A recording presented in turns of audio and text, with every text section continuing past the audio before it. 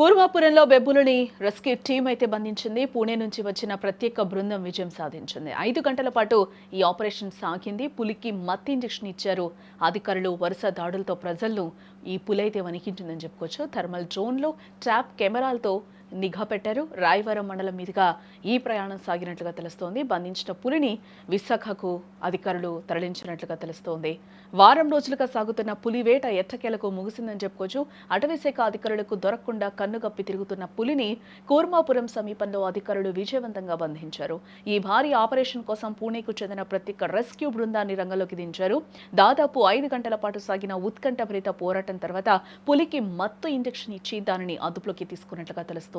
గత 6 రోజుల క్రితం సీతానగరం మండలం తొర్రేడులో పులి తొలిసారిగా ప్రత్యక్షమైంది.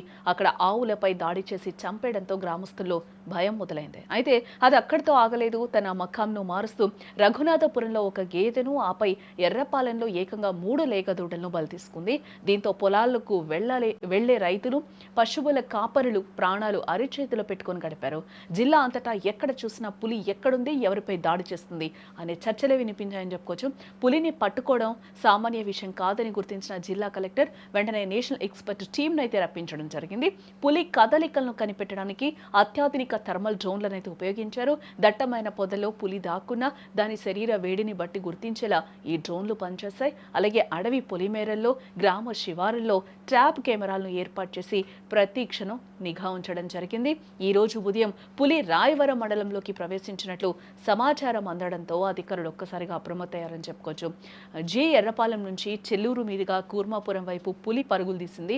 వెంటనే అటవీశాఖ సిబ్బంది మరియు పూణే బృందం ఆ ప్రాంతాన్ని చుట్టుముట్టారు. జనసంచారం తక్కువగా ఉన్న సమయంలో సరైన అదును చూసి రెస్క్యూ టీమ్ పులికి మత్తు ఇంజెక్షన్ ఇచ్చింది.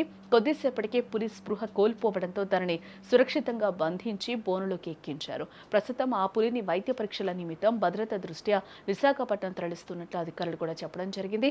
పులి చిక్కడంతో జిల్లా ప్రజలు పెను ప్రమాదం తప్పిందని ఆనందం వ్యక్తం చేస్తూ ఉన్నారు. వారం రోజుల ఉత్కంఠకు తెరపట్టడంతో అధికారులు కూడా ఊపిరి పీల్చుకున్నారు.